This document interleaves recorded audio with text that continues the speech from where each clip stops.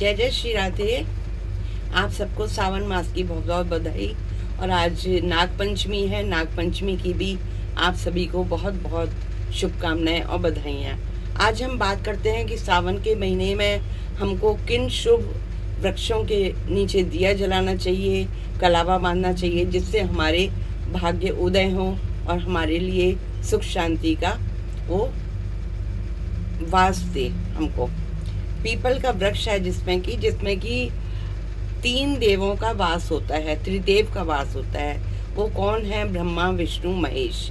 तो और इसमें पीपल के वृक्ष में पितरों का भी वास माना गया है, जिससे हमें पीपल के वृक्ष को अगर हम कलावा बांधते हैं तो हमारे सारे पितृदोष समाप्त हो जाते हैं, ऐसा कहने में आया है।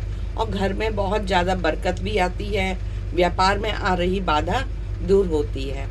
लेकिन पीपल के वृक्ष को रविवार को नहीं छूना चाहिए। पीपल के वृक्ष के नीचे आप दिया जलाइए। शनिवार को बहुत अच्छा होता है इसमें दिया जलाना, कलावा बांधना और जल चढ़ाना। तो पीपल के वृक्ष की पूजा अवश्य करें, इससे हमारे पितृदोष समाप्त होंगे और पितरों की कृपा सदा बनी रहेगी। दूसरा वृक्ष है हमारा बरगद का वृक्ष। बरगद का वृक्ष जो है वो सौभाग्य लाता है हमारे जीवन में। और वट वृक्ष को जो है इसीलिए पूजा जाता है कि ये हमारी अखंड सौभाग्य देता है। ये सुहाग भी देता है, अमरता का प्रतीक भी कहा जाता है इसको। वैवाहिक जीवन में जो कष्ट होते हैं वो हमारे इससे दूर होते हैं। इसकी पूजा करने से सुख शांति भी बनी रहती है। और अकाल मृत्यु का सबसे ज़्यादा डर रहता है, जो अकाल मृत्यु का, वो इसकी पूजा करने से हमारा दूर होता है। वो अकाल मृत्यु का डर नहीं रहता। तीसरा वृक्ष है शमी का वृक्ष। ये सभी जानते हैं कि शमी का वृक्ष पूजा सावन में चढ़ाते हैं, शिवलिंग के ऊपर चढ़ाते हैं। और इसकी एक पत्ती 100 बिल्व पत्रों के बराबर होते हैं। अगर आप एक बिल्व पत्र चढ़ाएंगे तो उसका एक ही फल मिलेगा, लेकिन अगर आपने एक शमी पत्र चढ़ा दिया तो आपको 100 बिल्व पत्रों का एक साथ फल मिल जाएगा। ये पौधा जो है शिव भगवान और न्याय को देवता को समर्पित है। न्याय के देवता और शनि को ये बहुत पसंद है। 7.5 या ढैया जब कभी चल रही होती है तो इसका प्रभाव कम करने के लिए इसकी हमको पूजा करनी चाहिए। दशहरे पर भी इसकी पूजा की जाती है। और इसकी जो है शिव पूजा जो है, मतलब बार बार कहा जाता है कि इसको शिव पूजा पर अवश्य चढ़ाइए, क्योंकि ये बिल्व पत्रों से ज़्यादा महत्व रखता है। अब हमारा है चौथा वृक्ष, जो कि केले का वृक्ष कहा जाता है। केले का वृक्ष विष्णु भगवान को समर्पित है। विष्णु भगवान की पूजा की जाती है और गुरुवार को इसकी पूजा विशेष महत्व रखती है।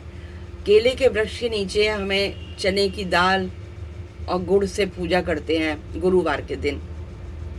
इसमें जगत के पालन करता भगवान विष्णु का वास माना जाता है। इसके तने में कलावा बांधने से बोलते हैं कि आर्थिक तंगी दूर हो जाती है। और विवाह में जैसे जिन बच्चों का विवाह नहीं होते हैं, देरी करते हैं, अगर हम इसका पूजन करें तो वो रुकावटें जो आती हैं हमारी विवाह ना होने में, वो भी हमारी दूर होती हैं। तो इसलिए हमको केले का वृक्ष का पूजन करना चाहिए। लेकिन कई लोग क्या करते हैं कि अपने घर के में जो केले का वृक्ष लगा होता है उसकी तो बहुत अच्छे से करते हैं पूजा, लेकिन जो मंदिर वगैरह में करते हैं ना, तो उसमें तो पूरा इतना पानी भर देते हैं, इतना लोटा भर के पानी चढ़ाते हैं। तो आप सोचिए कि अगर हमको भी निरंतर पानी मतलब से नहलाया जाए तो हमारा जो ये शरीर है कहाँ जाएगा, गल जाएगा और बीमार हो जाएंगे। तो इसी तरह हमको जो भगवान के प्रिय वृक्ष हैं, जिनकी हम पूजा करते हैं, जो हमारी सब संकट दूर करते हैं, परेशानियां दूर करते हैं, तो उन पे आप जल चढ़ाइए, लेकिन थोड़ा सा चढ़ाइए, नाम मात्र को। ज़्यादा नहीं चढ़ाना चाहिए, क्योंकि इनको ज़्यादा पानी पसंद नहीं है। इनकी ज़्यादा पानी देने से जड़ें गल जाती हैं। इसलिए जो है, चाहे घर हो या मंदिर हो, कहीं भी हो, आप जल उसको सीमित मात्रा में चढ़ाएं, बहुत थोड़ा सा चढ़ाएं, और बाकी आप जो है अपने सूर्य भगवान को अर्पित करें। 5वां वृक्ष हमारा है तुलसी का पौधा। तुलसी का पौधा जो है माँ लक्ष्मी को समर्पित होता है, और इसको बोलते हैं तुलसी माता को, तुलसी का पौधा जो होता है लक्ष्मी माता को समर्पित होता है। इसमें रोजाना पूजा अर्चना करने से भगवान विष्णु और लक्ष्मी जी की कृपा प्राप्त होती है। यही चीज़ तुलसी पौधे में भी है कि तुलसी के पौधे को ज़्यादा पानी पसंद नहीं है, ठंड पसंद नहीं है, क्योंकि आपने देखा होगा सर्दी के मौसम में अक्सर जो है तुलसी के पौधे सूख जाते हैं। तो इसमें भी आप ज़्यादा जल मत दीजिए, अपने घर में हो या मंदिर में हो थोड़ा सा आप जल दीजिए, 1 चम्मच 2 चम्मच डाल दीजिए, क्योंकि मंदिर में तो अनेक भक्त आते हैं, सभी लोग लोटा भर भर के डालेंगे तो तुलसी माता कैसे रह सकती हैं स्वस्थ। तो हमारे बीच में मंदिर में, हमारे घर में तुलसी का पौधा अवश्य होना चाहिए। सर्दी में इसको बचाने का प्रयत्न करें। और जब भी आप, एक विशेष बात है कि जब भी आप पेड़ पर कलावा बांधें, पीपल बरगद पर, तो अपनी लंबाई के अनुसार एक लंबा कलावा लें, जितनी आपकी लंबाई है उसके बराबर कलावा लेके फिर पेड़ के तने में उसको लपेटिए। कलावा बांधने के टाइम में 3 या 5 गांठ बांधें। जैसे आपने कलावा को आपने लपेट लिया, उसके बाद 3 या 5 गांठें उसमें बांध दीजिए। ये जो है बहुत शुभ होता है ऐसा करना। जब कलावा बांधें तो अपनी मनोकामना भी मन ही मन में अवश्य बोलें, और थोड़ा सा जल अर्पित करें, ज़्यादा नहीं करें।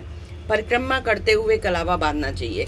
जब आप कलावा बांध रहे हैं पीपल पे या बरगद पे, तो परिक्रमा करते हुए कलावा बांधिए, और जो आपका गुरु मंत्र है या जो भी इष्ट मंत्र है उस मंत्र को बोलते हुए आप कलावा बांधें। और ऐसे तो आंवले का वृक्ष भी है, आंवले का वृक्ष भी बहुत पूजनीय होता है, आंवला नवमी पे इसकी पूजन होता है ना। तो इसी तरह जो है उनके वृक्ष में भी कलावा बांधते जाइए, और लास्ट में 3 या 5 गांठों से उनको संपन्न कीजिए, जल चढ़ाइए, दीप जलाइए, और अपने घर में सुख शांति का वास की प्रार्थना कीजिए कि हे भगवान, हमने आपके शुभ वृक्षों की पूजन किया, और इस तरह से जो है हमारे जीवन में आने वाले जो भी कष्ट हों, जो भी बाधाएं हों, वो आप दूर कीजिए।